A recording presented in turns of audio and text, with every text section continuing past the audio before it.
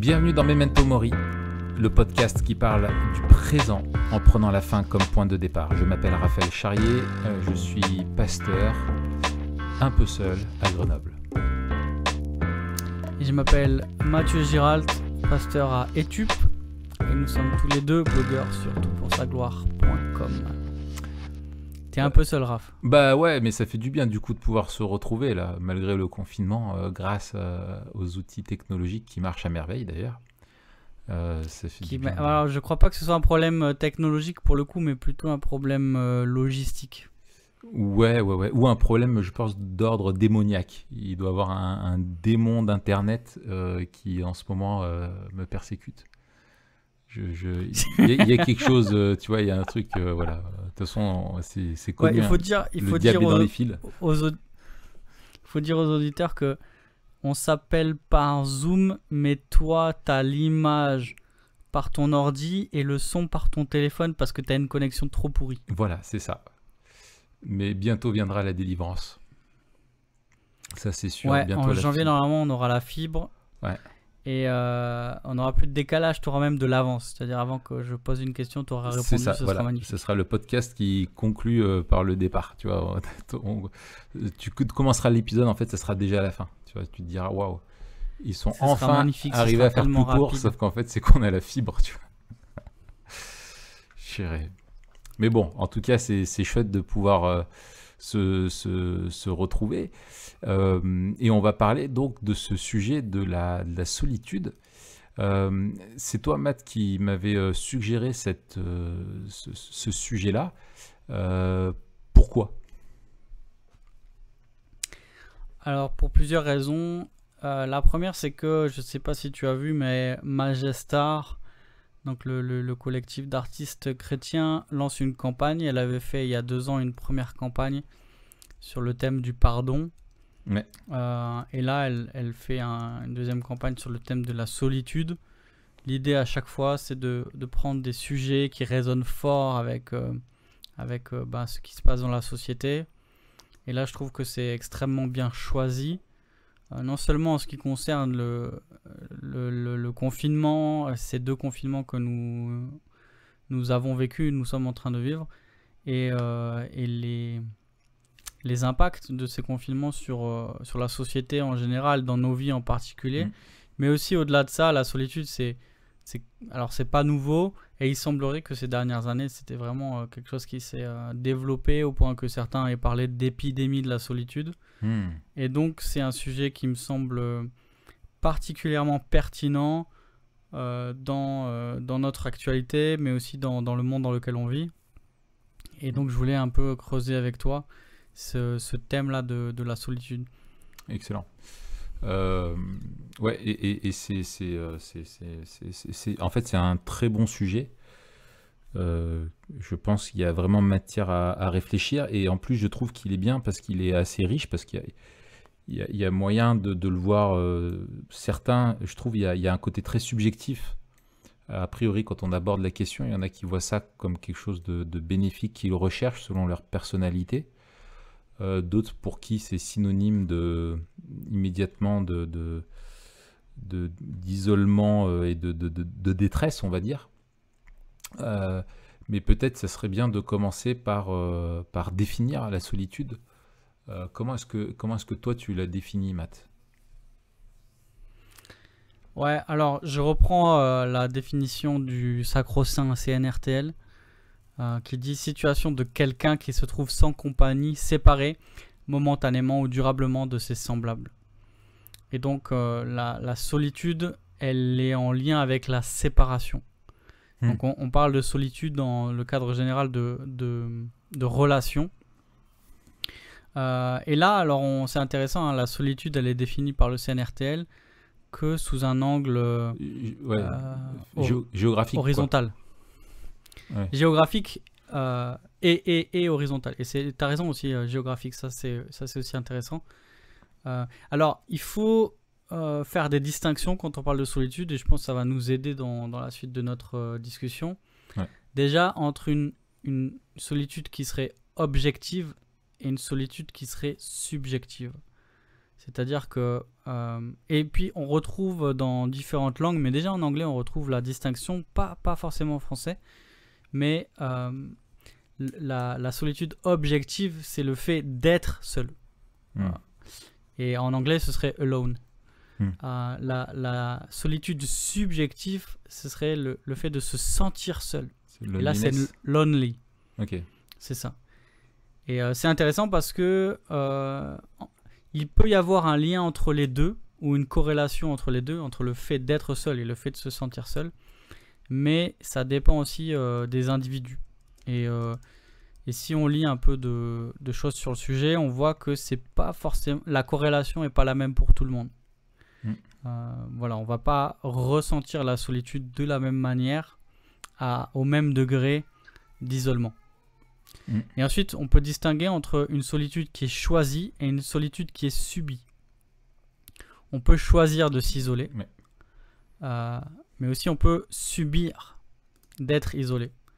Et là, c'est là où aussi tu disais, c'est intéressant que la définition du CNRTL, alors c'est pas la seule définition, il y a d'autres entrées, enfin, il y a d'autres niveaux, mais on peut souffrir de solitude parce qu'on est ostracisé. Et du coup, la séparation, là, l'isolement, ce sera un isolement social, pas forcément géographique, mais on est séparé, on est rejeté. Et donc, il y a un lien entre le rejet et la solitude qui est subie, la solitude subjective. Et ça, d'ailleurs, on le voit, c'est intéressant dans les textes bibliques qui vont être traduits soit par seul, soit par rejeté. Donc, c'est intéressant sur quelques versets, notamment dans les psaumes. On a l'idée d'être abandonné ou d'être rejeté, et dans d'autres langues, par exemple en anglais, ça va être traduit par seul. Et il semble qu'il y ait une ambiguïté linguistique, mais on voit qu'il y a un rapprochement au niveau du sens. Oui, et ça rejoint ce que tu disais entre le fait que ce soit volontaire ou subi, quoi. Tout à fait. Moi, j'avais bien aimé dans le bouquin là, du minimalisme digital de Cal Newport. Alors, comme je te disais, moi, je l'avais en audio. C'était la première fois que je faisais ça, et du coup, j'ai été un peu pénalisé parce que je pouvais pas. Enfin, tu retournes pas chercher dans un livre en audio, tu vois, des phrases, c'est pas possible. Ouais. Enfin, si, ça doit être possible techniquement, mais ça me saoule. Et en fait, je me souviens que lui, parce qu'il y a tout un chapitre sur la solitude, et justement, et je trouvais ça vraiment pertinent, parce qu'il n'était pas dans une approche strictement physique, matérialiste ou géographique de la solitude, dans le sens où c'est forcément être dans une cabane loin de tout le monde. Mais je me souviens qu'il parlait de solitude comme le fait d'être isolé ou coupé des autres esprits. Qu'il y ait personne, la pensée de personne d'autre ou le discours de personne d'autre qui viennent t'interrompre. Et je trouvais ça intéressant parce que je trouve que ça rappelait le fait que tu peux vivre une solitude et on peut l'expérimenter malgré le fait que tu es entouré. Tu peux être entouré, vivre avec des gens, mais expérimenter quand même une immense solitude, comme le fait aussi que tu peux être dans une solitude physique, être seul géographiquement dans un endroit, mais être connecté à plein d'autres personnes via voilà, tous les outils numériques qu'on a aujourd'hui, et qui t'empêchent d'expérimenter cette solitude dans toute sa dimension. Enfin, il y en a qui vont fuir la solitude par ça. Alors, je pense que c'est pas complet. C'est pas complet, et ça remplacera jamais une vraie relation. Mais ou même tu as certaines personnes où tu peux fuir toujours cette solitude même quand tu es seul, dans le fait où tu vas toujours être à l'écoute de, je sais pas, de musique ou d'un podcast comme nous. Il y en a peut-être probablement là qui sont seuls et qui sont en train de nous écouter, et qui du coup en fait ne sont pas réellement seuls parce qu'ils sont pas isolés de l'apport d'autres esprits qui les empêchent de faire face à eux-mêmes. Tu vois ce que je veux dire? Ouais, tout à fait. C'est d'ailleurs, je me rappelle Cal Newport dans ce livre, hein, Digital Minimalism, qui disait que c'est avec l'arrivée de l'iPhone qu'on a été capable d'être continuellement distrait de son propre esprit. C'est ça. Il disait en fait, c'est la première fois... Je crois que c'est l'iPod. Ouais. Parce que... J'ai dit quoi? T'as dit l'iPhone, mais je crois que c'était l'iPod. Ah, pardon, non, c'est l'iPod. C'est l'iPod, oui. C'est la première fois qu'en fait, la capacité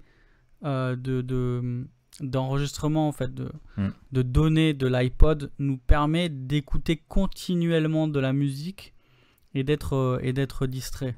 Voilà. Et donc ça, j'ai trouvé ça intéressant. Mais je rebondis sur ce que tu as dit, effectivement, et c'est là où je trouve la campagne de Magestar. Alors, pour l'instant, ils sont en train à l'heure où on enregistre, de soulever des fonds. Je ne sais pas si ce sera encore le cas quand on va publier le podcast, l'épisode.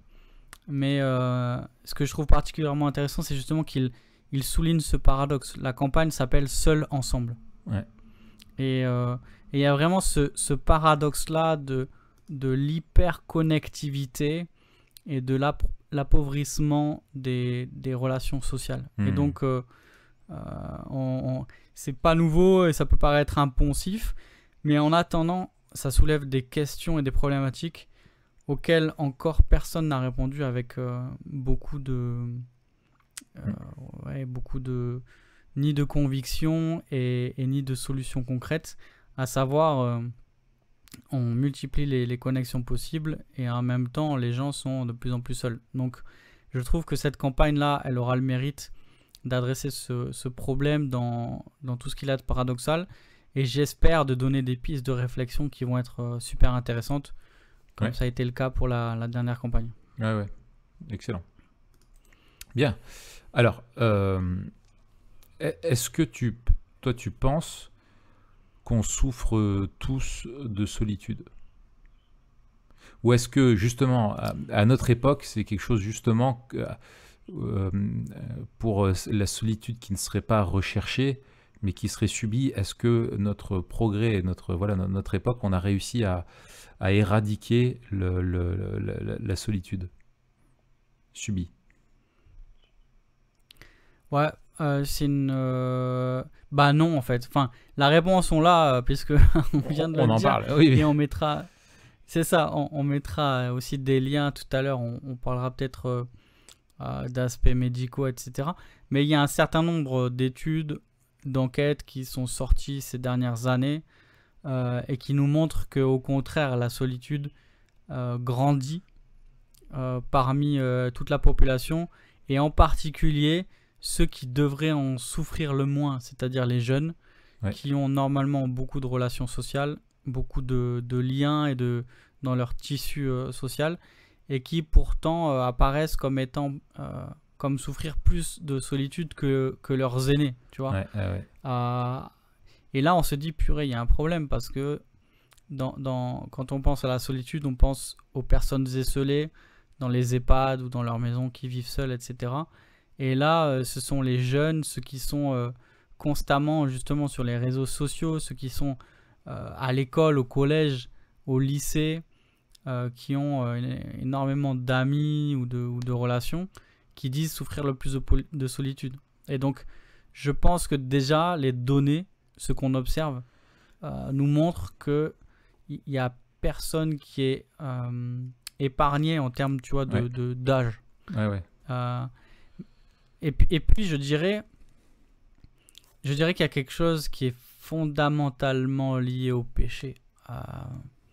Et on le développera tout à l'heure, mais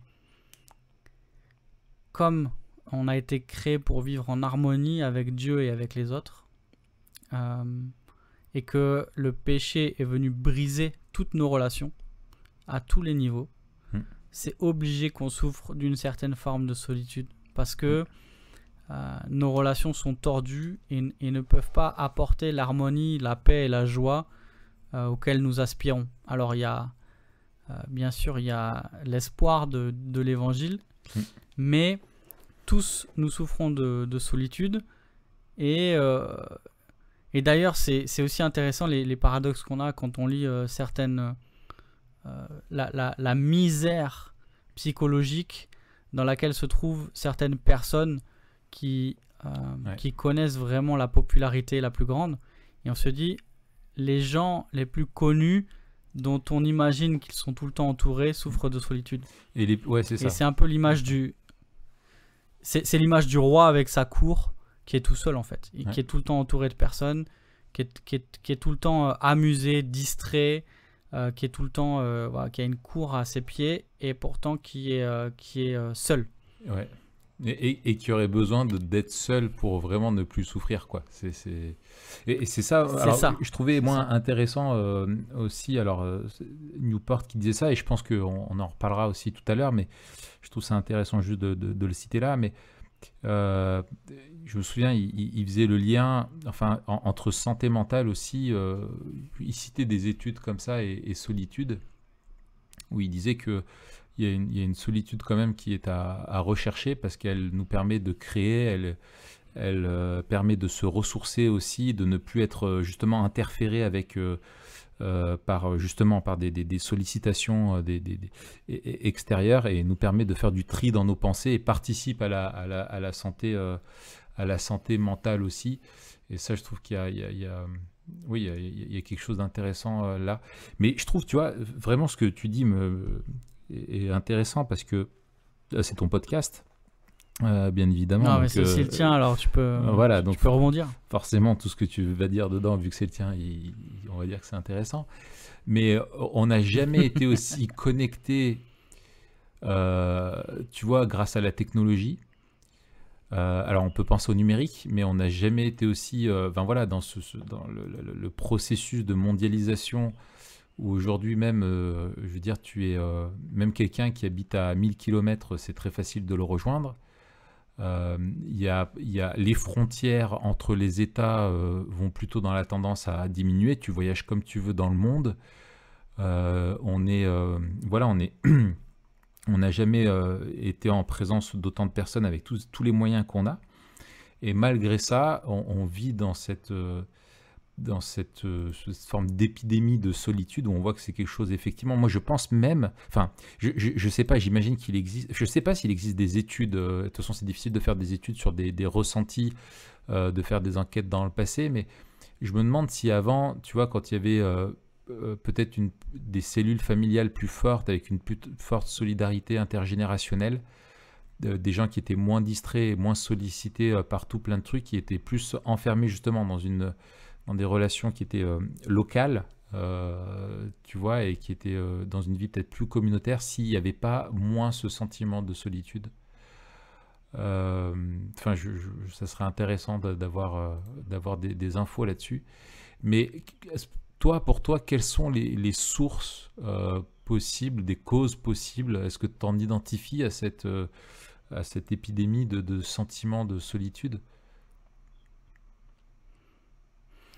Ouais, alors, il faut dire qu'on va ouvrir un certain nombre de pistes. On va aborder certaines pistes sans trop les explorer à fond parce que nous, on a plutôt un angle théologique et apologétique. Donc, on mettra un certain nombre de liens vers des études, etc. Donc, on va rester assez généraliste. Mais moi, j'ai deux causes qui me sont venues à l'esprit. Le premier, et c'est James Smith qui le souligne là, dont je parlais la dernière fois avec Yannick, qui dit que d'un point de vue philosophique, le changement d'une société religieuse vers une société séculière a accompagné le glissement du communautaire vers l'individualisme. Donc ça, c'est super important puisque tu le soulignais et je pense que c'est très très important. On est une société hyper individualiste et on croit au mythe de l'indépendance et on veut se construire seul, sans rapport avec personne. Et ça, nous, au niveau théologique, on le lie bien sûr à l'indépendance que l'on veut vis-à-vis de Dieu. Et c'est d'ailleurs en Genèse 3 le mensonge de Satan à la femme, qui est que on peut se passer de Dieu et s'autodéterminer et être indépendant. alors que Dieu nous a créés dépendants de lui et des autres. Et d'ailleurs, s'ensuit la rupture, comme je l'ai dit tout à l'heure, dans toutes nos relations avec lui et avec les autres. Et donc, ce que je trouve intéressant dans ce que dit Smith, c'est que pour lui, l'individualisme, c'est pas seulement un trait sociétal, c'est aussi quelque chose qui est lié avec la philosophie et la religion, et qu'en fait, l'abandon de la religion a mené à l'individualisme. Et donc, lui, il lie les deux. On parle souvent de la perte de l'enchantement, d'une société désenchantée, etc. Mais il y a aussi des conséquences sociales parce que la religion, elle est aussi le garant et elle constitue un lien social. Et d'ailleurs, on se faisait la réflexion avec Alexandra, mon épouse, il y a pas longtemps, on se disait, mais ça doit être tellement dur pour les gens qui ne font pas partie d'une église parce que souvent, aujourd'hui, l'église, c'est presque la dernière communauté qu'il existe. On peut faire partie de clubs, on peut faire partie d'associations, mais il n'y a pas ce côté du corps comme on le vit, et de la famille comme on le vit à l'église. Et le soutien que l'on peut vivre dans l'église n'existe nulle part ailleurs. Et aujourd'hui, où comme tu disais, les liens familiaux et sociaux se délitent, et ben l'église reste le dernier rempart contre l'individualisme. Et la deuxième cause possible, on en parlait, c'était la technologie. Je lisais une interview de Tony Reinke qui interrogeait Peter Leithart, je sais pas comment on dit, je mettrai ça en description, qui a fait un livre justement sur la solitude. Et lui, il soulignait un truc intéressant. Peter Leithart. Les tartes à la crème ou les tartes... Non, on a dit plus de jeux de mots sur les noms de famille. C'était mal. on a dit ça peut être dangereux. Non, on a dit non. Oui, donc vas-y. Donc, qu'est-ce que nous dit Peter?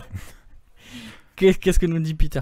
Il dit en fait, quand on réfléchit à l'impact de la technologie sur les relations, ça n'est pas arrivé avec les réseaux sociaux ni avec le téléphone portable. Et il dit en fait, il remonte aussi loin que le chauffage central dans les maisons.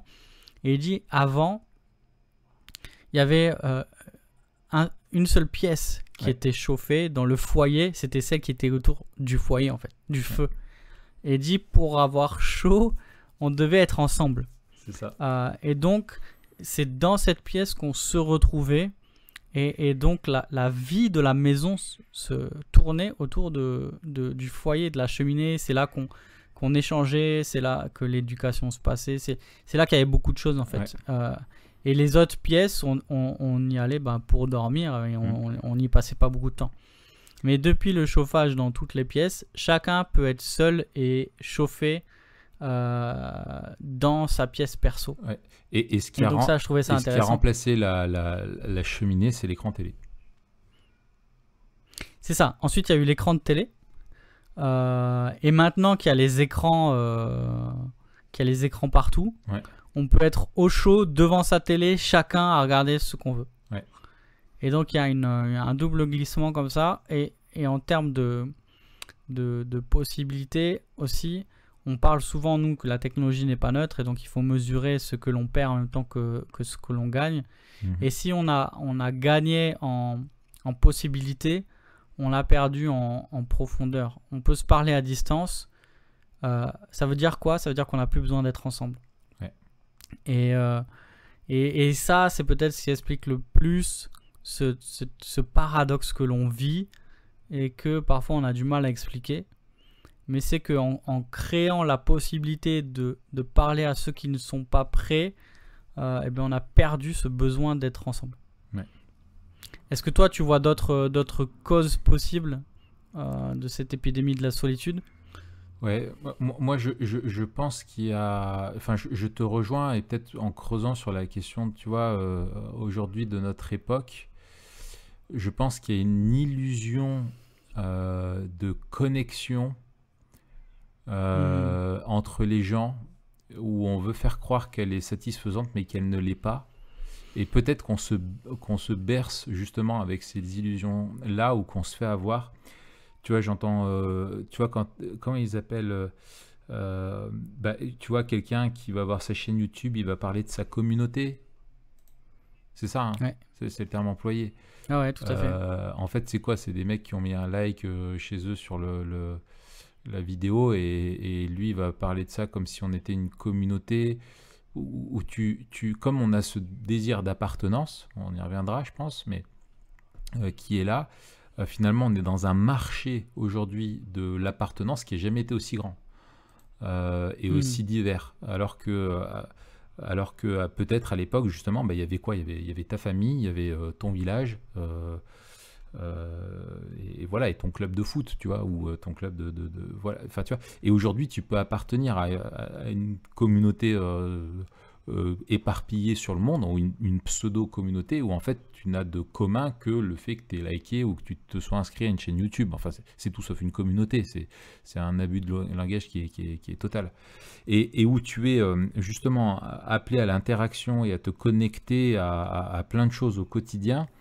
Et qui fait que en fait tu es dans une carence, ou tu rentres peut-être dans une carence parce que il y a une satisfaction peut-être immédiate où ça renvoie une notion tu crois que tu remplis un vide, mais en fait tu te rends compte que c'est un vide qui est sans fond, et que ces pseudo-relations ne peuvent pas du tout, ou ces relations qui sont dématérialisées ne peuvent pas te contenter.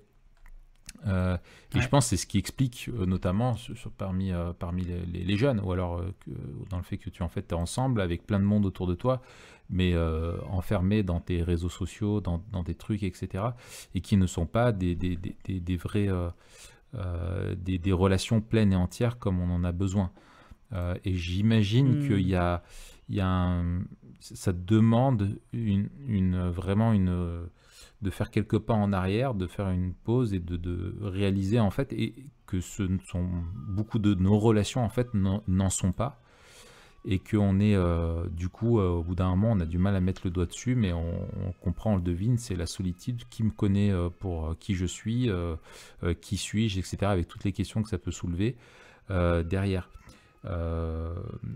Voilà, et je pense que c'est d'autant plus dur pour une génération qui est née dedans, tu vois, dans le monde tel qu'il est aujourd'hui. Moi je me souviens, tu vois, j'ai connu l'époque où je sortais avec mon ballon de foot et j'allais au stade en espérant qu'il y ait mes potes du quartier qui arrivent, quoi. Tu vois, et t'allais au petit stade et puis t'espérais qu'il y avait des potes, et puis j'avais pas de téléphone, il y avait rien, et puis j'étais avec mon ballon et puis j'étais là en train de jongler, en train de tirer des fois dans la cage pendant 3/4 d'heure, 1 heure, et je savais pas s'il y aurait des potes qui viendraient, et puis après hop tac, t'en avais 2-3 qui venaient, tu commences à jouer, t'en as des nouveaux qui viennent, etc. Enfin voilà, tu vois, et en fait où t'étais confronté à cette potentielle solitude et t'étais habitué avec. Alors qu'aujourd'hui, tu te donnes un rendez-vous, ou s'ils sont pas là, tout de suite tu vas aller sur sur les réseaux sociaux, enfin tu vois, t'as moyen de combler toujours cette crainte d'être seul à notre époque, quoi. Voilà, je trouve c'est Ah ouais, c'est clair. voilà. Mais alors là pour le moment, bon, on constate les choses, mais finalement, pourquoi est-ce que la solitude, tu penses toi qu'elle nous fait souffrir? Pourquoi il y a quelque chose de douloureux Alors, quand elle est pas voulue? Ouais. Déjà, on va soulever des aspects théologiques, mais du coup, l'aspect théologique, alors on l'a dit, c'est qu'on a été créé pour être en relation avec Dieu, avec les autres. Et à chaque fois qu'on parle d'alliance, on parle souvent d'alliance ici, on dit qu'on a été créé en alliance avec Dieu et avec les autres. On a été créé pour être en relation, en fait. On n'a pas été créé seul ni indépendant. Et donc notre bonheur, notre vie dépend de la relation avec Dieu, mais aussi avec les autres. Et ça, on le voit. Alors, on le voit à la création. On voit qu'on a été créé par Dieu, pour Dieu, et pour les autres aussi. Et on voit qu'il y a d'épanouissement que lorsque ces deux relations sont remplies. On a besoin d'une dimension verticale et horizontale. Et on le voit aussi avec la loi, la loi donnée au Sinaï. On a la dimension horizontale, la dimension verticale. Toute notre notre existence en tant qu'être humain est intimement et inexorablement liée aux relations que l'on a avec Dieu et avec les autres. Et donc, c'est normal que toute aliénation dans ces relations-là crée la souffrance et crée la solitude, qu'elle soit liée à l'isolement, qu'elle soit liée au rejet, que ce soit l'absence de relation ou alors le fait qu'elles aient été entachées ou endommagées. Et donc, c'est bien de souligner, je pense que c'est normal de souffrir de solitude. Ce serait oublier la place, l'importance de la relation, des relations que de nier le problème de la solitude. Et donc c'est bien aussi de rappeler peut-être à ceux qui nous écoutent et qui souffrent de solitude, à plus ou moins, tu vois, avec des degrés plus ou moins forts, parce que tout le monde souffre de solitude, que c'est normal d'en souffrir, dans le sens que c'est la norme. Ça ne veut pas dire que c'est bon, au contraire, mais en fait c'est quelque chose qui fait partie de notre humanité déchue. Après, sur les aspects médicaux, j'avais relevé dans un article que j'avais lu une citation d'un psychiatre qui s'appelle Vandenberg, un psychiatre hollandais, qui disait « Si la solitude n'existait pas, on pourrait raisonnablement supposer que les maladies psychiatriques ne se produiraient pas non plus. » Et donc, c'est assez fort, enfin c'est même très fort. Et récemment, alors je crois que Newport en parle et je suis retombé dessus dans un article aussi que j'ai lu, qu'on mettra en lien à la fin du podcast, qu'il y a des recherches UCLA, donc l'Université de Californie et de Los Angeles, qui a montré avec des IRM que notre cerveau est câblé pour connecter avec d'autres personnes. Et donc cette recherche montre que les relations et notre désir de relation fait partie de notre nature humaine. C'est la manière dont on a été créé. C'est un besoin qui fait partie de nous. Et ce que je trouvais intéressant, c'est qu'il disait que la région du cerveau qui est activée quand on souffre de rejet ou de solitude, c'est la même que lorsqu'on marche sur un Lego. Je ne sais pas si tu as déjà fait l'expérience, mais ça fait mal. Oui, mais je la fais régulièrement. Je la fais régulièrement. Et donc, quand j'ai vu ça, je me suis dit, purée, c'est un truc de fou quand même. C'est normal de souffrir, et c'est normal de souffrir fortement, parce qu'en fait, ça a le même impact sur notre cerveau. Et donc, plus on lit sur le sujet et plus on voit que la solitude a des effets au niveau psychique, au niveau psychologique, et même les études qui montrent que l'isolement social est lié à des risques de maladies de longue durée. Et là, je te lis un autre extrait que j'ai trouvé sur un site français, qui disait: selon des travaux présentés lors de la convention annuelle de l'Association américaine de psychologie à Washington, la solitude est en expansion dans tous les pays du monde et tuerait au moins autant que l'obésité, voire plus à long terme. Et c'est pour ça que certains dans le corps médical ont parlé d'épidémie de la solitude, parce qu'il y a un effet d'échelle, et il y a aussi une gravité au niveau médical qui est maintenant mesurée. Et donc, on a des effets psychologiques et physiques qui nous montrent que on se détruit et on est détruit lorsqu'on vit la solitude. Et c'était pour ça aussi que déjà lors du premier confinement, il y a eu de nombreuses sonnettes d'alarme qui ont été qu'on a entendues concernant la solitude des aînés dans les EHPAD. Et c'est pour ça que c'est une des choses qui a changé au second confinement, parce que la solitude tue. Et c'est aussi l'effet de glissement dont il parle. Tout à fait. C'est ça le terme. Et ça pose des questions sur tout le discours. Alors on va pas forcément rentrer là-dedans, mais c'est intéressant de se demander comment on peut déterminer ce qui est essentiel ou pas comme service.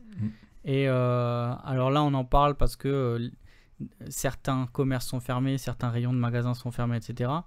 Mais on voit qu'on a une définition matérialiste et utilitariste de la vie. Et que il y a bien des choses qu'on ne considère pas comme essentielles et pourtant le sont. Et d'ailleurs, là, on vient de le reconnaître, on voit que les relations, alors que c'est peu palpable, sont aussi importantes pour notre bien-être que bien manger, bien boire, etc. Donc voilà, quelques aspects. Pourquoi la solitude nous fait souffrir? En gros, c'est parce qu'on a été créé. Il y a quelque chose de l'ordre de la manière dont Dieu nous a créés, et que dès qu'on va à l'encontre de la manière dont Dieu nous a créés, on se détruit. Que ce soit dans la solitude ou dans les aspects moraux. Alors ça, on pourra en discuter peut-être la prochaine fois aussi quand on parlera de transgenre. Ce sera aussi une piste intéressante à parcourir. Moi, je pense à une autre dimension aussi,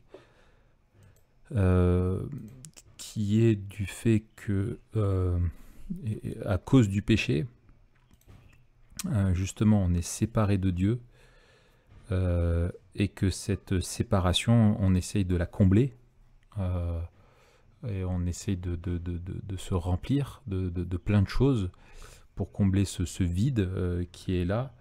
Et je pense que la solitude nous renvoie inexorable, enfin la souffrance que génère la solitude nous renvoie à ce manque qui est là.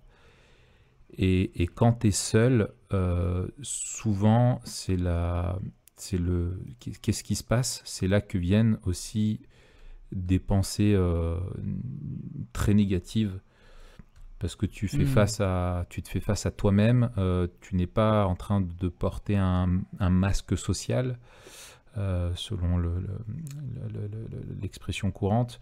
Tu n'es pas non plus en train de jouer un rôle vis-à-vis d'autres personnes. Enfin voilà, tu étais juste face à toi-même et face aux problèmes existentiels, quoi, que te renvoie la séparation avec Dieu. Et du coup, tu te vois vraiment tel que tu es. Il n'y a aucune barrière qui vient interrompre les pensées, que ce soit sur notre histoire passée, que ce soit sur nos angoisses par rapport à l'avenir, que ce soit dans notre présent et notre solitude. Elle nous renvoie simplement à nous-mêmes, qui est face à un vide. Et ce vide-là est simplement angoissant, quoi. Et je pense que, et justement, pour revenir sur la question du médical, tous les anxiolytiques, tous les trucs, etc., qui viennent, des régulateurs d'humeur, en fait, qui viennent un petit peu casser au niveau du cerveau, la chimie, quoi, qui viennent un petit peu, pas créer une illusion, mais on va dire, c'est pas ça ce que je veux dire, pas créer une illusion, mais se couper, faire court-circuit, voilà, faire court-circuit un petit peu sur le fonctionnement du cerveau, pour éviter de faire face à pour atténuer la souffrance, quoi, qui est là. Ouais. Et en même temps, je trouve qu'il y a quelque chose, je pense, finalement, et ça peut nous amener à la question suivante, et je fais la transition sur est-ce que la solitude peut être bonne? Je pense que dans la conviction, justement, de péché, dans la conversion, il y a inexorablement un moment de solitude, parce que en faisant face à toi-même, finalement, tu es amené, et c'est le Saint-Esprit qui pousse à ça, qui donne la conviction de péché, qui révèle que ce qui ne va pas, et ce qui est ce qui est à l'origine de cette solitude, ce qui est à l'origine de ces angoisses, que ce soit lié au passé, au présent, ou à l'avenir, ou à tout ce qu'on veut, c'est lié au péché qui est présent en nous. Et que cette solitude, elle peut être salvatrice, parce que Dieu peut l'utiliser justement pour se révéler vraiment là-dedans. Et tu vois, je pense notamment, moi, dans Luc 15, la fameuse parabole des deux fils, ou celle qu'on appelle communément le fils prodigue, ou le fils qui part, qui quitte la maison du père, qui fait la fête, qui dilapide tous ses biens, et puis qui se retrouve après à avoir tout perdu, et qui à la fin se retrouve même au comble du déshonneur et de toute honte, à devoir bouffer avec les cochons, et qui est tout seul. Et le texte dit qu'il rentra en lui-même et se dit j'irai voir mon Père et je lui dirai et il confessera ses péchés. Et j'aime beaucoup cette expression de rentrer en soi. Il rentre en lui-même, il fait le bilan de sa vie, quoi, et il se rend compte de ce qu'il a fait, et il se dit oh là là, je suis allé vraiment loin. Et à un moment donné, je pense que cette solitude-là, elle est indispensable pour pouvoir justement prendre conscience de qui on est, du fait qu'on n'est pas en paix avec Dieu, et en même temps permettre à Dieu de se révéler pour nous dire en fait je t'invite moi je veux faire la paix, quoi, et je t'invite à venir vers moi pour que tu sois plus jamais seul. Excellent. Alors il y en a plein d'autres, hein, je pense, d'aspects, mais à quoi d'autre tu penses, toi? Non, mais je pense que c'est celui-là le premier, c'est-à-dire que alors qu'elle soit subie ou choisie d'ailleurs, la solitude peut et devrait nous rapprocher de Dieu. Et on a des épisodes fameux, et c'est souvent dans le désert que les appels et que la formation des hommes de Dieu se font dans la Bible. Soit dans le désert, soit en prison d'ailleurs. Et je trouvais intéressant, alors tu vois, dimanche là, quand on enregistre, c'était le culte de l'église persécutée. Je sais pas si vous l'avez fait dans votre église. Non. Et il y avait une des vidéos où un gars expliquait dans l'entretien qu'il avait eu à quelqu'un qui a été enfermé 23 ans. Et disait la manière dont, par cet isolement, il avait rencontré Dieu d'une manière vraiment particulière, et que cet isolement lui avait permis de vivre cette proximité avec Dieu. Ouais. Et tu vois, le gars il disait mais comment on peut vivre ça, et puis cet homme disait mais faut pas chercher à vivre ce que j'ai vécu. Vous avez le privilège d'être dans un pays libre où on n'est pas enfermé pour ce qu'on croit. Et du coup, l'autre il demandait en gros comment je peux faire pour vivre cette proximité avec Dieu. Et il a eu cette parole qui m'est restée, qui disait il faut que vous fabriquiez votre propre cellule. Il faut que vous ayez un endroit où vous êtes seul avec et devant Dieu. Et on voit en fait la manière dont Moïse dans le désert de Madian, Élie dans le désert, et aussi Jésus qui se retire pour être seul régulièrement pour prier, forge la relation avec Dieu. Et donc, je pense que c'est un des plus grands défis dans la vie chrétienne, dans ma vie chrétienne et dans la vie chrétienne en général, c'est d'apprendre à se trouver seul devant Dieu. Que ce soit pour nous chrétiens ou pour tout homme en général, tu le disais. Et il y a cette parole célèbre de Pascal qui dit « Tout le malheur des hommes vient de ne pas savoir se tenir en repos dans une chambre. » Et après il explique « Les hommes n'ayant pu guérir la mort, la misère, l'ignorance, se sont avisés pour se rendre heureux de n'y point penser. C'est tout ce qu'ils ont pu inventer pour se consoler de tant de maux. » Et il explique en fait que, comme tu le dis, l'isolement nous ramène face à nous-mêmes et face à notre propre misère et à notre incapacité de résoudre ce qui nous fait mal, ce qui nous abîme. Et il y a cette incapacité de l'homme à être devant lui-même et devant Dieu finalement. Et en même temps, c'est tout ce dont il a besoin. Et donc il y a ce grand paradoxe d'une solitude que l'on fuit et d'une solitude qu'on devrait rechercher. Et il n'y a que, tu le soulignais tout à l'heure, il n'y a que en recherchant cette solitude devant Dieu qu'on peut bien vivre cette solitude subie dans un monde déchu finalement. Donc oui, la solitude peut être bonne si on la met à profit, je dirais, et si on s'en saisit pour se placer devant Dieu.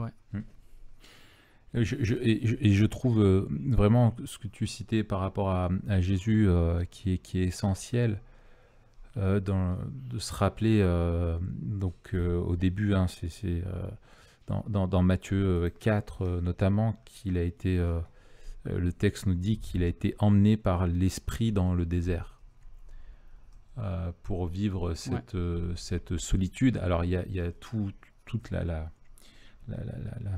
typologie du nouvel Adam et du véritable Israël qui, là où Israël a fauté, lui n'a pas fauté, et toute la citation du Deutéronome, etc., qui est dedans. Mais on voit après, et effectivement régulièrement, et moi je me souviens, j'avais vu vraiment ça dans Jésus, où il va se retirer très souvent, où il cherche à être finalement seul, où il le cherche, et il s'esquive régulièrement pour être seul, pour prier. Et on voit que Jésus avait cette quête de solitude, mais et on voit que pour lui, il l'a recherchée, mais qu'elle n'était pas, cette solitude était synonyme non pas d'isolement et de détresse, mais d'une quête de repos et de silence pour pouvoir être vraiment dans la présence du Père. Et en fait, Jésus, lui, je pense, alors si ce n'est une exception dont on parlera forcément tout à l'heure, qui me semble essentielle pour mais je me le réserve pour mon côté memento mori, mais Jésus n'a pas souffert de la solitude parce qu'il n'était pas du coup impacté, lui, par la chute. Il n'a jamais péché, il n'a pas commis de péché, et il était du coup en pleine communion avec le Père par l'Esprit. Et Dieu dans son essence est trinitaire, et Dieu en lui-même est de toute éternité en pleine communion et relation, et en même temps est un Dieu unique qui se suffit totalement à lui-même. Il n'était pas en manque de relation, et c'est pour ça qu'il nous a créés. Il n'avait pas besoin de nous aimer. Dieu et se suffit totalement à lui-même. Et en fait, Jésus, je trouve, nous montre finalement que cette solitude qu'on peut aussi rechercher, et on cherche tous des moments, on a besoin un petit peu Enfin, moi, je sais que j'ai une personnalité plutôt introvertie, où j'ai pas mal besoin, moi, d'être seul. Et en général, ça se passe plutôt bien parce que je le choisis. Mais on a besoin de cette solitude pour pouvoir justement nous connecter à celui vraiment qui est le seul qui peut nous apporter la paix, quoi.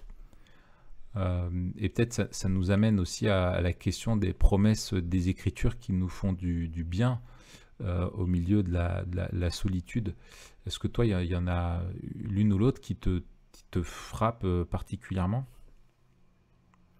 Ouais, alors je rebondis sur ce que tu as dit, je suis pas sûr de le dire de la même manière. Vas-y.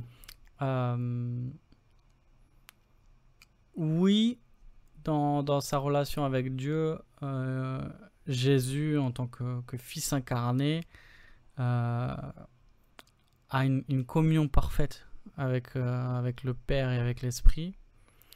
Mais je dirais pas qu'il n'a jamais souffert de solitude.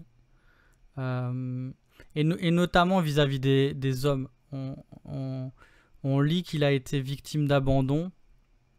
Alors la manière dont il a réagi à l'abandon est très différente, puisqu'il n'a pas péché, mais l'épreuve de la solitude, il me semble qu'il a vécu.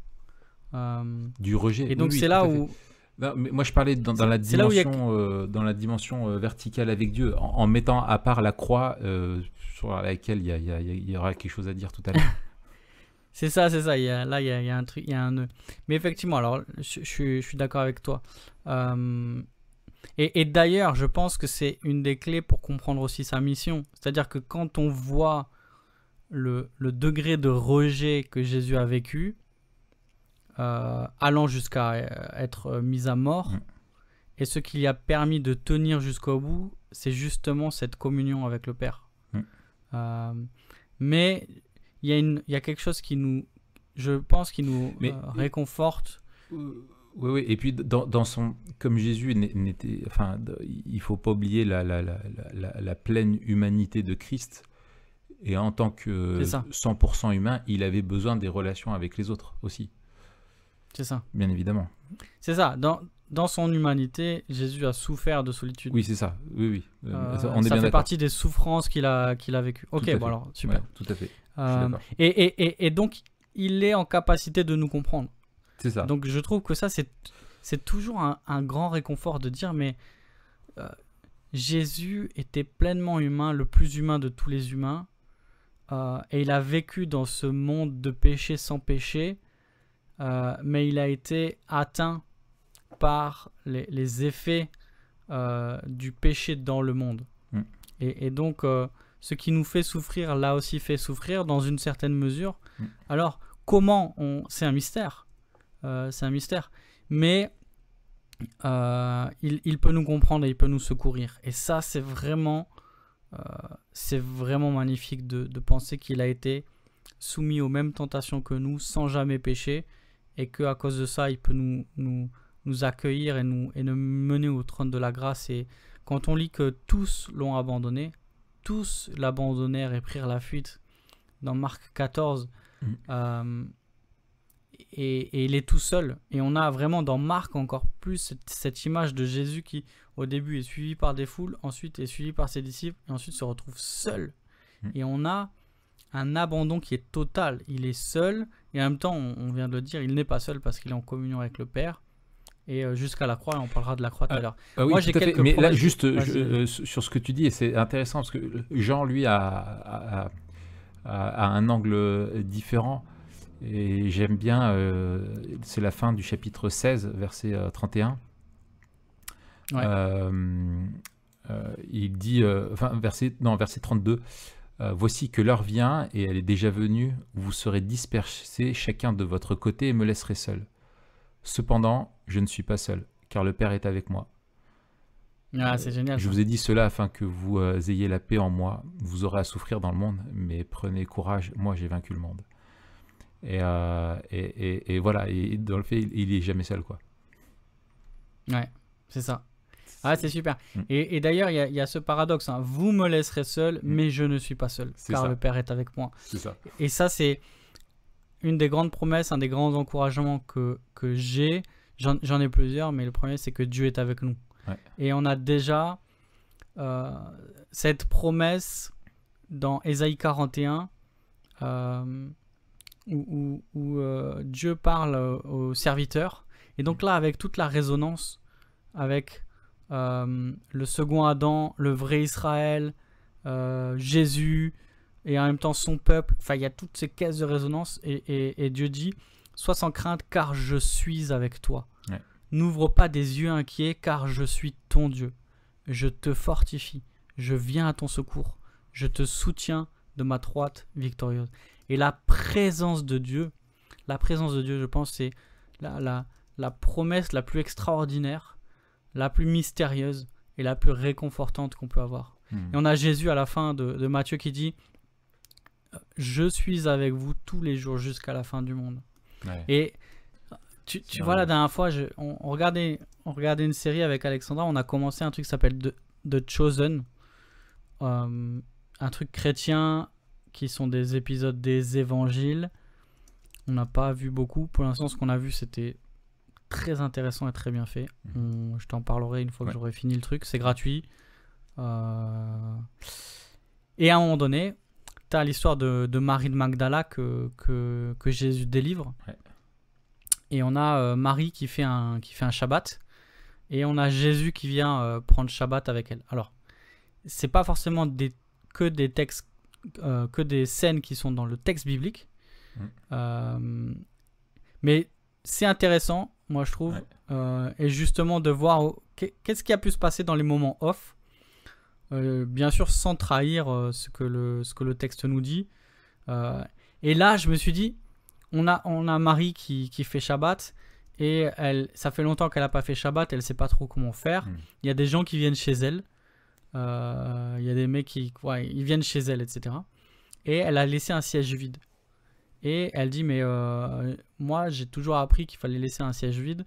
Et ils ont dit, non mais toi tu t'es trompé, c'est pas à Shabbat, c'est juste, je crois que c'est je crois que c'est à la Pâque. C'est à la Pâque. Je dis peut-être des bêtises. Ouais, c'est la Pâque, tout à fait. Donc c'est à la Pâque, tu laisses un siège vide, c'est pour Élie, si Élie revient, etc. C'est ce qu'elle dit. Et t'entends frapper et tu sais que c'est Jésus. Voilà, tu sais, voilà. T'attends, tu sais que c'est... Elle ouvre la porte et c'est Jésus, tu vois. Et je me dis, mais... Oh, à ce moment-là, je me suis dit, mais... T'imagines, t'es là, t'ouvres et c'est Jésus. Ouais.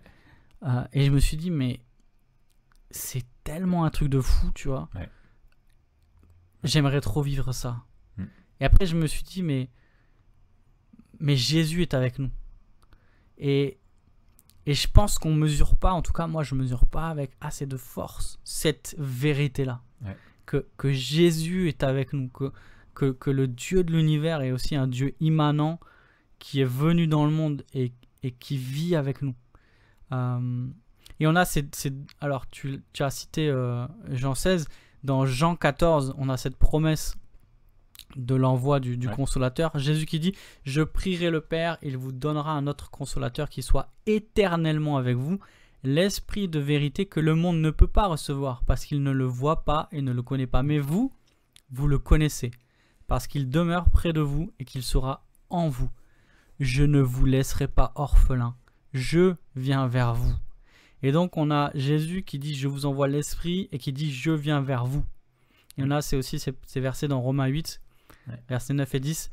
« Pour vous, vous n'êtes plus sous l'emprise de la chair, mais sous celle de l'esprit, si du moins l'esprit de Dieu habite en vous. Si quelqu'un n'a pas l'esprit de Christ, il ne lui appartient pas. Et si Christ est en vous, le corps, il est vrai, est mort à cause du péché, mais l'esprit est vie à cause de la justice. » Et on voit que l'esprit de Dieu, c'est l'esprit de Christ et c'est Christ en nous. Et donc on a cette doctrine de l'union avec Christ.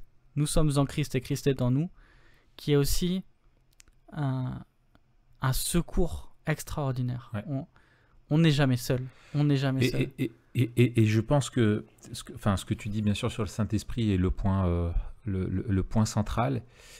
Et j'ajoute, tu vois, je vais prêcher là sur Acte 15 dimanche et sur Pierre. Vous êtes déjà à Acte 15 ? Acte 5, pardon. Et Pierre avec Ananias et Saphira et Pierre qui dit mais comment avez-vous osé mentir au Saint-Esprit ? Et en fait, je me faisais la remarque que moi-même, le premier, j'ai tendance à dépersonnaliser l'esprit. Puisque lui est quand même assez caché dans sa... Je veux dire, la personnalité, où lui, ce qu'il veut mettre en lumière, c'est Christ, tu vois.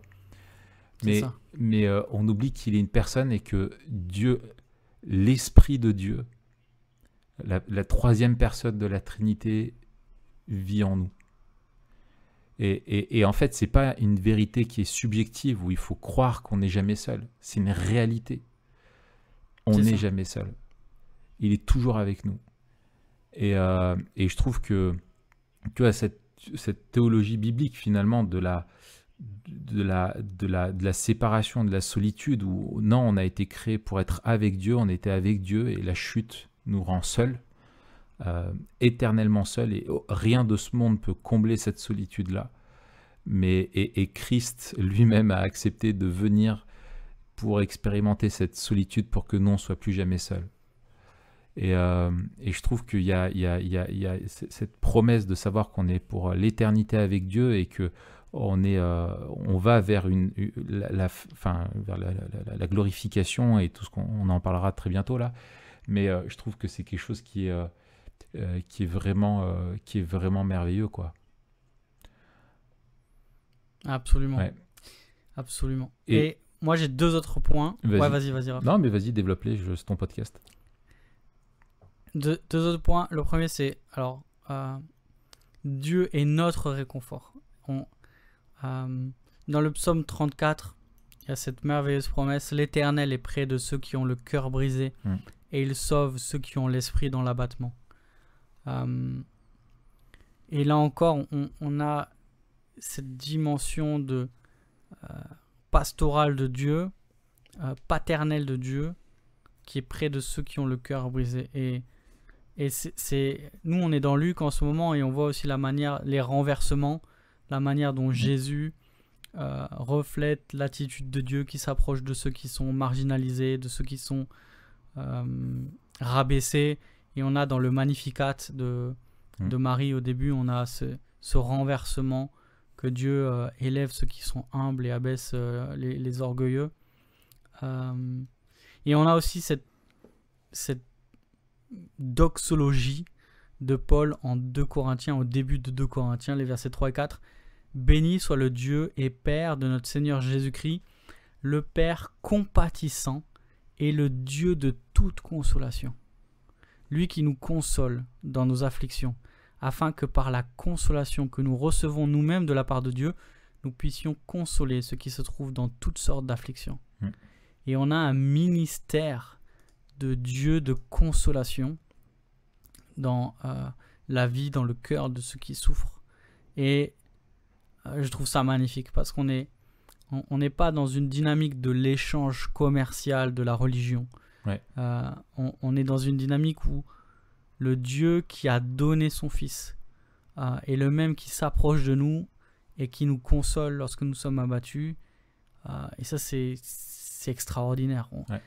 Parce que tous ceux qui ont été au bout de leur force, tous ceux qui ont souffert au point d'être cloués au lit, de rien pouvoir faire.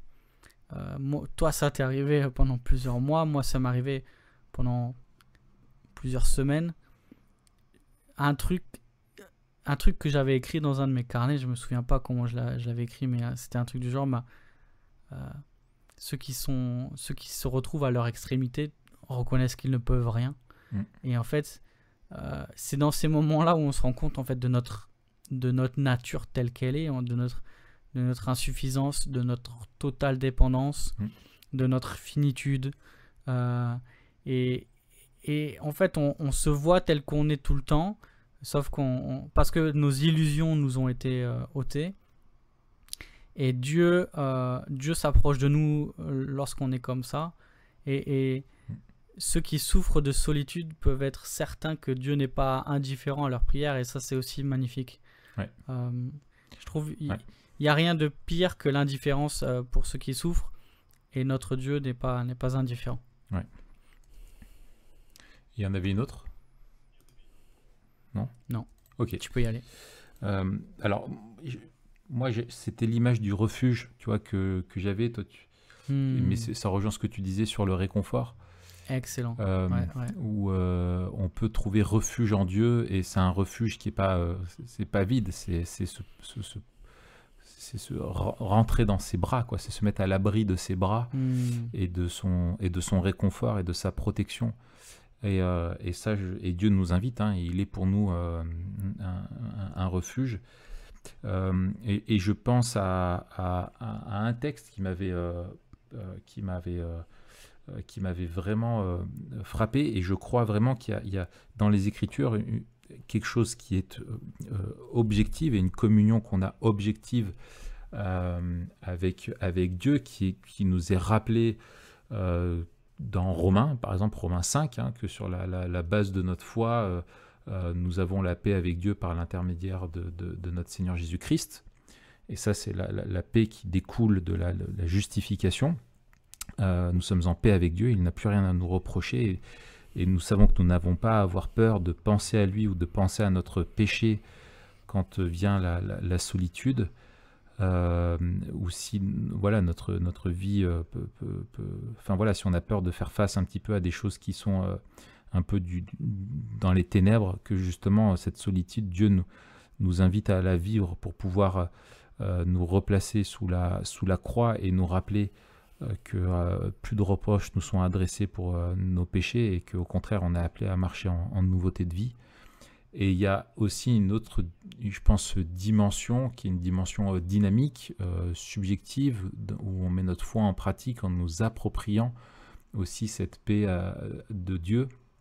Et je pense, moi, à Philippiens 4, verset 9, c'était ce passage-là, qui est anodin comme ça, mais où Paul dit « Ce que vous avez appris et reçu de moi, ce que vous m'avez entendu dire et vu faire, mettez-le en pratique. » Et là, on pourrait se dire « Mais alors, c'est là que vous allez progresser, c'est là que... » Voilà.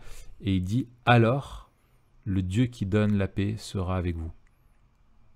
Et je trouve ça super, ou dans ce modèle de façon de vivre, d'une vie qui est consacrée à Dieu, qui vit justement la réalité que Dieu est bel et bien présent et qu'on est appelé à vivre pour lui.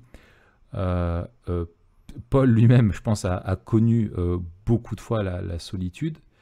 Et je trouve que cette promesse de faire l'expérience du Dieu qui donne la paix et que cette paix sera avec nous est quelque chose de formidable, parce que ça pointe vers quelque chose qui peut grandir dans notre vie, dans cette compréhension de la présence de Dieu, du sacrifice de Christ, de la présence de l'Esprit en nous, de la communion qu'on a avec lui, de l'intimité qu'on nourrit au fur et à mesure, où finalement la réalité spirituelle de sa présence devient de plus en plus palpable dans notre existence.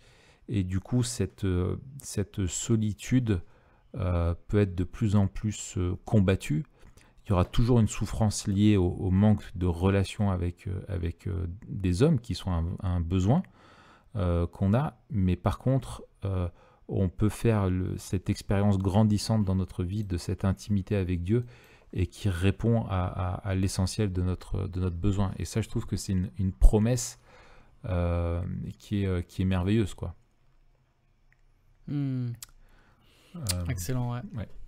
Bon, on pourrait dire encore, je pense, beaucoup de choses, mais je te propose qu'on avance, peut-être avec une dernière question avant de conclure sur notre perspective Memento Moriesque. Comment entourer les personnes qui se sentent seules? Et peut-être, je te prends au pied du truc, mais quel conseil donner à des personnes qui se sentent seules aussi? Ouais, alors,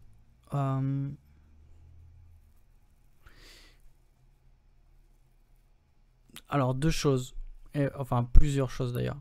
D'abord un passage de Romains, Romains 12, versets 10 à 13. On a parlé la dernière fois, quand on a parlé de la paresse, on l'avait cité. Ouais. Tu sais, au verset 11, il dit « Ayez de l'empressement et non de la paresse ». Le passage en entier dit « Par amour fraternel, ayez de l'affection les uns pour les autres, par honneur, usez de prévenance réciproque. Ayez de l'empressement et non de la paresse, soyez fervents d'esprit, servez le Seigneur. Réjouissez-vous en espérance, soyez patients dans la tribulation, persévérez dans la prière, subvenez aux besoins des saints, tâchez d'exercer l'hospitalité. » Peut-être la première piste de comment entourer les personnes qui se sentent seules, c'est de réfléchir en église, en communauté. On peut réfléchir en tant qu'individu, mais je pense que et on doit, mais je pense que on va répondre au problème de l'individualisme par la communauté. Et encore une fois, la communauté Dieu a choisi l'Église pour refléter son plan pour l'humanité et pour refléter à quoi ressemble son royaume. Ouais. Et donc, il semble que le plus bel écho à l'harmonie qui régnait entre Adam et Ève, ce n'est pas juste un chrétien régénéré, c'est l'Église en fait. Pourquoi? Parce que c'est la communion et l'harmonie, la paix, la joie, des relations restaurées entre les individus, parce qu'il y a une communion avec le Seigneur. Et donc, c'est dans l'Église en fait que l'on peut vaincre la solitude de la manière la plus efficace, à mon avis. Alors, il y aurait plein de choses à faire, et on pourrait parler de plein de choses. Moi, je prends l'angle de l'Église ici. Le premier truc, c'est peut-être de réfléchir et de promouvoir un sens profond de l'appartenance à l'Église. On parle d'être membre de l'Église, de l'importance d'être membre de l'Église. Pourquoi? Parce qu'on appartient à une Église, on fait partie d'une Église. Ouais. C'est pas juste on va à une Église, c'est qu'on fait partie d'une communauté, on appartient à un corps. Ouais. Et toutes les images que Paul prend de l'Église, que ce soit la famille, que ce soit le temple, que ce soit le corps, quelle que soit l'image qu'il choisit, il y a toujours une notion d'interdépendance et une notion que Christ est la tête et le chef. Et donc on a ces deux dimensions, la dimension horizontale et la dimension verticale que nous vivons dans l'Église. Mais il y a un sentiment d'appartenance sur lequel il faut vraiment insister à mon avis et dire qu'on est solidaire et on est responsables les uns des autres dans l'Église. Et donc c'est ça l'amour fraternel, c'est ça la communion. C'est plus que d'être ensemble, c'est plus que de se retrouver, c'est pas moins, mais c'est plus que cela, c'est d'être solidaire. Et donc, quand un peu plus loin dans Romains 12, au verset 15, il dit « Réjouissez-vous avec ceux qui se réjouissent, pleurez avec ceux qui pleurent ». Et quand il dit « Ayez les mêmes sentiments les uns envers les autres », il est en train de parler de cette communion-là. Donc, ce serait la première chose pour moi, de redécouvrir ce que ça veut dire d'être l'Église ensemble. La deuxième chose, ce serait une communion fraternelle forte dans les groupes de maison. Il me semble que c'est quelque chose que toi tu vis à Grenoble, que nous on vit aussi à Etup. On a besoin de vivre des relations plus profondes avec certains. Et c'est là où on peut un peu mieux exercer l'hospitalité, un peu mieux avoir de l'affection les uns pour les autres, un peu mieux se réjouir et pleurer avec ceux qui pleurent. On peut le faire dans l'église entière, mais on le fait encore plus dans les petits groupes. Ensuite, une attention particulière envers certaines personnes. Et il me semble que toute action et toute intention commence par l'attention. Et donc faire attention à ceux qui vivent cette solitude, une solitude qui souvent a été... qui est souvent subie et souvent due à des événements. Je pense à celles qui sont veuves. Je pense à ceux qui viennent de vivre un divorce ou une séparation. Je pense à ceux qui sont célibataires depuis plus ou moins longtemps. Je pense à ceux qui viennent de perdre un emploi. En fait, tout ce qui, dans les événements de la vie des frères et sœurs, va entraîner une atteinte dans les relations, une aliénation des relations. Et je dis ça pas comme un conseil que je me prêche vraiment à moi-même aussi. C'est on doit faire attention, je dois faire attention en tant que responsable à ceux qui peut-être souffrent particulièrement. Et puis il y a... Vas-y, excuse-moi, je t'ai coupé. C'est ma dernière. Ouais, c'est ma dernière. Bien sûr. Après l'attention, c'est l'action. L'action ciblée pour ceux qui sont seuls. Et là, c'est pareil, ça va dépendre des contextes, ça va dépendre des dons. Par exemple, je sais que à Etup, depuis quelques années, sous l'impulsion de quelques-uns, une équipe vraiment fidèle, consacrée, et qui a pris à bras le corps vraiment aussi cette question-là de la solitude. Ils ont mis en place ce qu'on appelle chez nous le temps T. C'est le mercredi après-midi, normalement c'est une fois par mois. Alors là c'est un peu râpé avec le confinement, mais c'est vraiment précieux.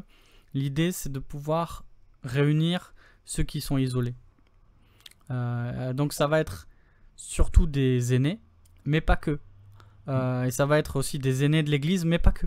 Et c'est ça aussi qui est super, c'est que on a des aînés de l'église qui peuvent inviter d'autres aînés, par exemple de leur quartier, leurs connaissances, leurs amis, etc. Et on a des rencontres à l'église qui sont spécialement organisées pour ceux qui sont isolés. Wow. Ensuite, réfléchir de manière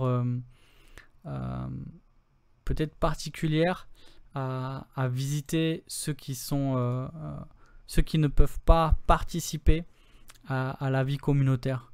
Et donc là encore, suivant l'église, les talents, etc., la situation, on pourra avoir des choses qui se mettent en place de différentes manières.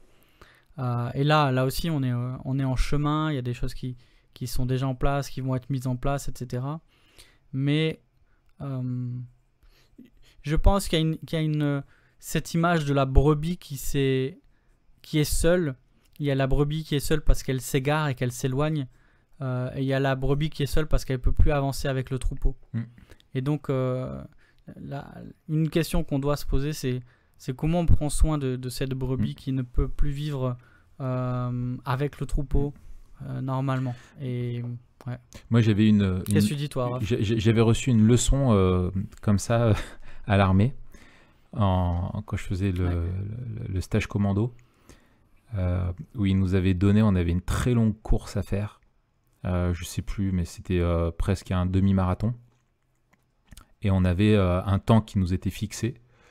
Et si on était en dessous, enfin selon le temps que tu faisais, tu étais plus ou moins bien classé et on se tirait tous la bourre quoi, pour être les mieux classés. Et surtout, il y avait un temps où si tu étais en dessous, tu étais éliminé. Et du coup, tu validais pas, tu pouvais pas rentrer dans les commandos. Quoi.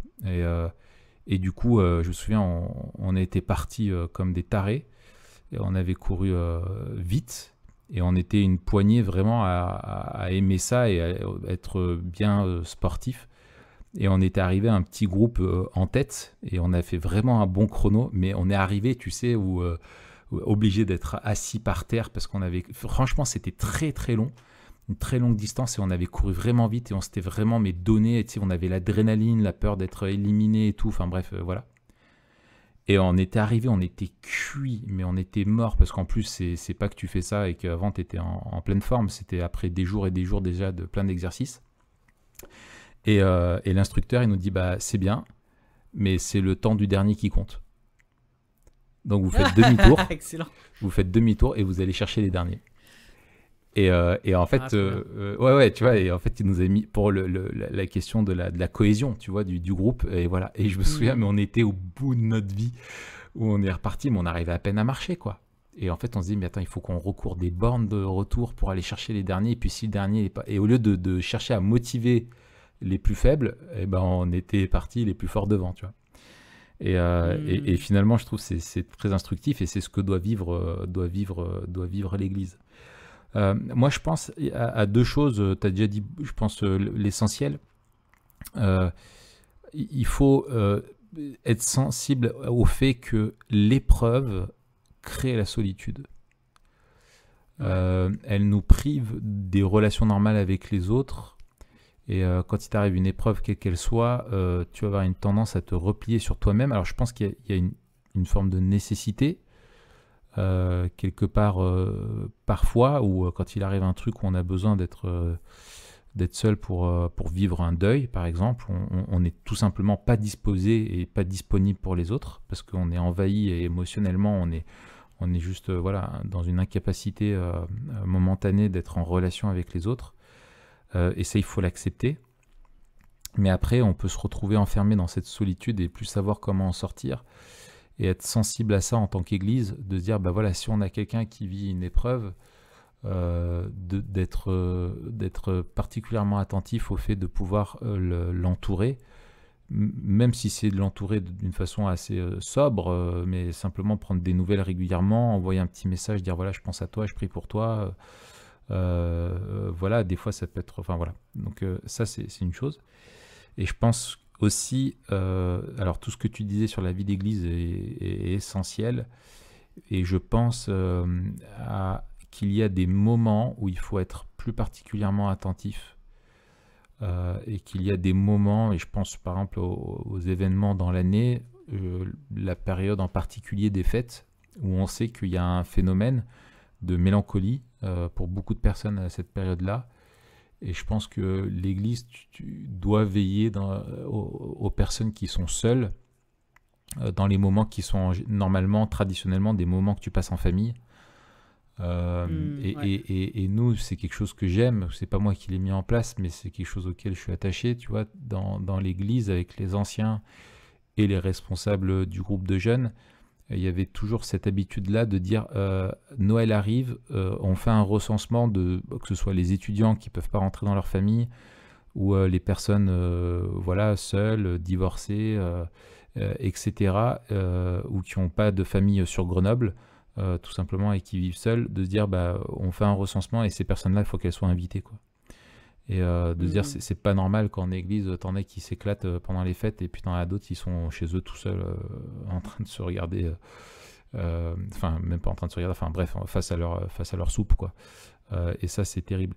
Et donc je me dis voilà, il y a des moments où peut-être il faut veiller, les périodes de l'été aussi où tout le monde part en vacances, etc., se dire bah attends, ceux qui sont là, qui sont seuls, comment est-ce qu'on peut faire Enfin voilà, je pense voilà, c'est d'être proactif là-dedans, et ça rejoint ce que tu disais, d'avoir cet empressement et ce zèle qui sont là, et de voir, et c'est un double message aussi, c'est que en m'inspirant de ce que dit Paul, alors là ça concerne les différents dons que Dieu donne, mais tu sais, dans sa métaphore sur le corps, où il dit qu'il y a des parties du corps qui paraissent être les plus faibles, et lui il dit non seulement qu'elles sont nécessaires, et il dit, et celles que nous estimons comme être les moins honorables du corps, nous les entourons d'un plus grand honneur.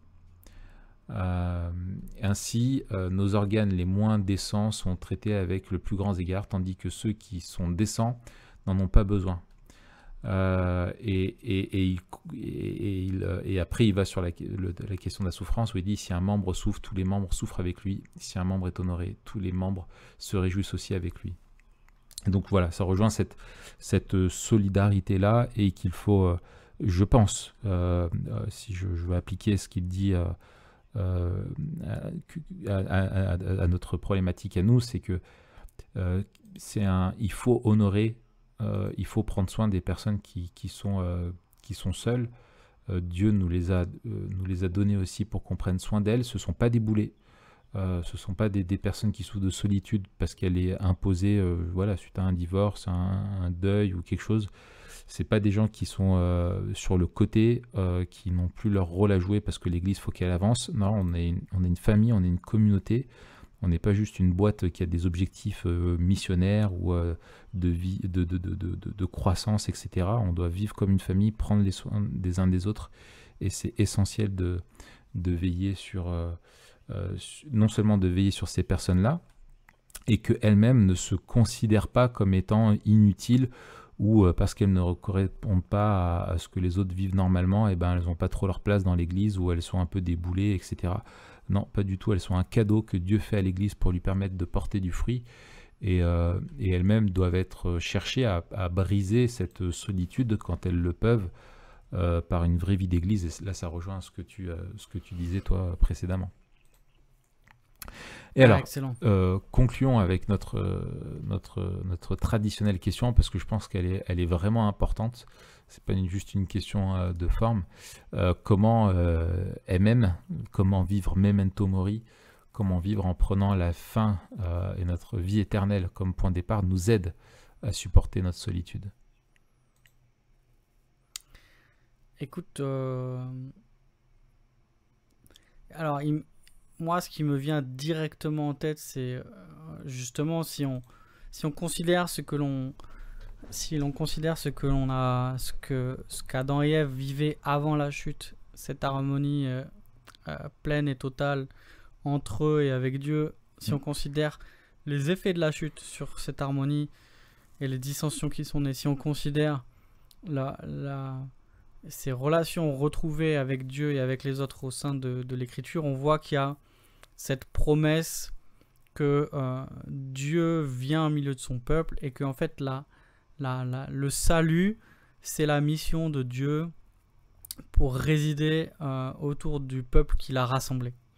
Et on a cette promesse magnifique qui parcourt l'Ancien Testament: je serai votre Dieu, vous serez mon peuple, j'habiterai au milieu de vous, qui est réalisée en Apocalypse 21-22. On en parle souvent. C'est toute la théologie aussi du temple, du Dieu au milieu de son peuple. Et dans Apocalypse 21-22, le temple n'est pas là, c'est Dieu lui-même qui est au milieu de son peuple. Et donc, cette harmonie à laquelle nous aspirons, cette paix, cette joie, qui sont l'antithèse de la solitude, nous la retrouverons quand Dieu nous rassemblera autour de lui sur les nouveaux cieux et la nouvelle terre. Et cette promesse-là d'être avec Dieu, d'être face à face, et de vivre des relations restaurées à tous les niveaux, c'est la promesse de l'abolition de la solitude. Et là, on rejoint ce que tu disais, c'est que la solitude est liée au péché, non seulement à l'entrée du péché dans le monde, mais aussi à notre propre péché, qui nous fait... qui altère notre relation avec Dieu et avec les autres, qui nous empêche de vivre cette communion entière et pleine. Et cette promesse de de la présence de Dieu et de cette proximité que nous vivrons avec lui, qui nous réjouira pleinement au siècle des siècles. C'est ça qui nous aide à supporter notre solitude aujourd'hui. Et c'est ça aussi qui nous aide aussi à mettre en place. Tu disais tout à l'heure comment on peut encourager ceux qui sont seuls, ou qu'est-ce qu'on conseillerait. Bien sûr, il y a la dimension de l'Église dont j'ai parlé. J'ai voulu mettre vraiment l'accent là-dessus parce qu'il me semble que l'aspect communautaire, c'est ultra important dans cette discussion. Mais il y a la dimension personnelle avec la réappropriation de toutes ces promesses dont on a parlé juste avant, de celles qui nous font du bien au milieu de notre solitude. Et il y a aussi cette recherche, c'est une recherche que l'on vit en Église, mais aussi que l'on vit seul, cette recherche de trouver sa joie en Dieu et que notre joie en Dieu soit plus grande que notre souffrance de la solitude. Ouais. La souffrance de la solitude nous accompagnera toute la vie. C'est ça. Et c'est un mal dont nous ne serons délivrés qu'à la fin. C'est ça. En attendant, on ne peut pas... Et c'est ça, c'est-à-dire que mettre trop d'espoir dans des solutions de ce monde-là, techniques ou systémiques, ça va à l'échec. C'est ça. Et du coup, comme dans tous nos combats, comme dans toutes nos tentations, comme dans toutes nos luttes, certaines luttes ne disparaîtront pas avant notre mort. En attendant, Dieu nous demande de lui faire confiance et de trouver une plus grande joie en lui que nous avons de la peine dans la solitude. Et je pense que c'est là aussi quelque chose que nous devons travailler ensemble, dire comment on peut cultiver chacun une joie plus grande en Dieu, une joie qui dépasse la peine de la solitude et qui nous fait aspirer à une plus grande communion. C'est ça. Il ne faut pas chercher dans les choses de ce monde la solution définitive à notre solitude, parce qu'elle n'est pas là. Elle est dans ce qui est à venir. Ça, c'est essentiel. Et je dirais, et bien sûr, il faut, c'est une manière générale, mais c'est vrai, et c'est à appliquer après au cas par cas et accompagner les gens aussi à comprendre ça, c'est que Dieu est souverain aussi sur cette solitude, et que toute chose concourt à notre bien, et que si Dieu, dans sa pédagogie, veut nous faire passer par une période où on expérimente la solitude et on en souffre plus particulièrement, je ne sais pas, à cause du célibat ou à cause suite à un divorce ou la maladie qui nous isole, etc. Ce sont aussi des moments dans lesquels lui il veut nous rencontrer, en particulier pour nous manifester justement sa présence, nous transformer à l'image de Christ, nous aider à comprendre la solitude des autres et nous apprendre aussi à mieux les servir en son nom, quoi. Et ça fait partie des choses que souverainement, mystérieusement, Dieu sait comment utiliser, que de cette souffrance-là, de ce mal-là, Dieu sait en tirer un bien qui est plus grand, et ça, on veut lui faire confiance par rapport à ça. Et si même il y a des souffrances, et on le sait, qui ne disparaîtront totalement que quand on sera réunis avec lui. Et ça, je trouve que c'est merveilleux, et je pense encore c'est dans Jean 14, quand Jésus dit aux siens qu'il va rejoindre le Père et qu'il y a plusieurs demeures dans la maison de son Père. Et attends, c'est Jean 14 ? Je sais plus. Ou Jean... peut-être non, ou Jean 13. Non, je sais plus. Parce que je cite... Non, je crois que c'est Jean 14. Ouais, c'est Jean 14, ouais. Et donc, en fait, Jésus dit lui-même... C'est Jean 14, 1. Jean 14, 1. D'accord, oui, il y a beaucoup de demeures dans la maison de mon Père, ouais. Et en fait, il dit, quand je reviendrai, je vous prendrai avec moi afin que là où je suis, vous y soyez aussi. En fait, je trouve que c'est merveilleux, quoi. Il y aura plus de solitude, et je crois que la première chose, la première personne qu'on voit après notre mort, c'est pas un ange, c'est pas Saint Pierre qui nous accueille, c'est Christ lui-même, quoi. Et la séparation est finie, on est entré dans la gloire et on attendra la résurrection dans sa présence, déjà pleinement satisfait, totalement sanctifié, tout ça c'est fini et puis on attendra dans sa présence dans une joie parfaite, la vie dans la nouvelle création. Et ça je trouve que c'est effectivement merveilleux et je pense que, et pour en revenir parce qu'on l'avait gardé de côté, que Christ a connu à la croix la solitude qui nous était réservée. Il a été abandonné pour que nous ne soyons pas. Et c'est pour ça qu'il a dû crier « Père, Père, pourquoi m'as-tu abandonné ?» Et en fait, Dieu a gardé le silence. C'est le seul moment où il n'était pas avec lui. Parce que sur la croix, eh bien, il a été fait péché pour nous. Il était avec lui dans sa colère. Ouais. Et voilà, c'est ça. Et en fait, la seule chose qu'il a pu expérimenter, c'est la colère du Père contre le péché. Et il a endossé, il a pris notre place sur la croix pour que nous ne soyons jamais abandonnés, qu'on ne soit jamais seuls. Et c'est ce qui nous donne la certitude. Et c'est ce que je disais tout à l'heure quand je citais Romains 5, verset 1. C'est que nous avons par la foi la paix avec Dieu au nom de notre Seigneur Jésus. Et nous sommes réconciliés définitivement avec lui et nous avons la certitude que nous n'irons pas vers une solitude éternelle. Et je pense que la mort aussi est quelque chose dans ce monde qui fait peur aux hommes. On avait fait un épisode déjà là-dessus, dans le fait de qu'est-ce qu'il y a après derrière, s'il y a une vie après la mort. Est-ce que c'est une vie dans un vide intersidéral ? Est-ce que c'est une vie dans un monde des morts où tu vois le monde des vivants mais tu n'es plus en relation ? Et il y a cette peur finalement de cette solitude éternelle.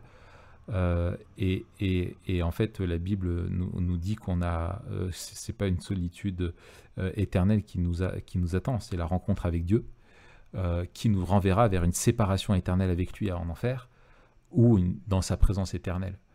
Et finalement, on a une réponse à cette peur existentielle qu'on a en Christ.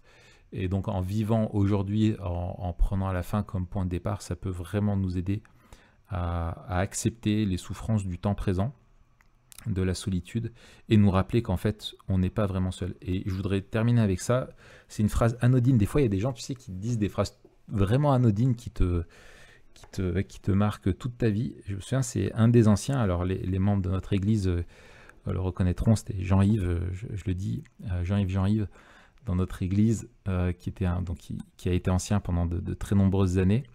Et je me souviens, il doit avoir une dizaine d'années, pour dire comme ça m'a marqué. On faisait un chantier, et en fait, arrive midi, et moi, je pense, l'après-midi, je ne pouvais pas être là, donc je pars à midi, et puis d'autres personnes, et il devait avoir l'après-midi quelqu'un d'autre qui venait l'aider. Et en partant, je dis, je suis triste, Jean-Yves, parce que tu te retrouves tout seul, là, dans l'église, on part tous manger et on part au boulot, etc. Et puis lui, il avait son petit sandwich, il était en train de le déballer dans la cour de l'église là. Et je dis, je suis triste que tu sois seul. Et il a juste dit, il a dit, oh mais tu sais, moi je suis jamais seul.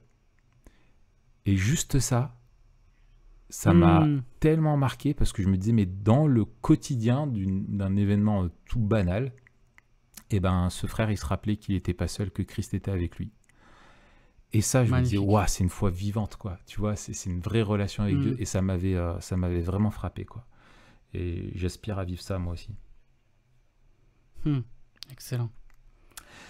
Eh bien, Mathieu, je te propose qu'on en reste là. Yes. On espère que ce podcast vous a encouragé, qui vous a béni. Et on va se retrouver la semaine prochaine pour parler d'un sujet qui a rien à voir. Lequel est-il, Mathieu ? On va parler de la question transgenre. Voilà. Donc, question aussi d'actualité. Touchy. Et ouais, on va aborder surtout la question théologique et pastorale. Donc on va aborder bien sûr des aspects sociaux, mais ce sera surtout aspect théologique et pastoral, bien sûr. Ouais. Très bien. Eh bien, écoute, je te souhaite une bonne semaine. Toi aussi, Raph, et puis à vous aussi qui nous écoutez. Voilà, n'hésitez pas bien sûr à vous abonner, liker, machin, etc. Hein, bien sûr, comme d'hab. C'est ça, tout ça. Ne laissez pas notre podcast comme tout seul dans un monde digital perdu où il a besoin d'être en lien. C'est ça, et puis ne laissez pas une étoile toute seule, mettez 5 parce que la compagnie de 5 est une compagnie précieuse. Voilà, 5 c'est un chiffre kabbalistique magique, il paraît. Donc c'est top. Il paraît.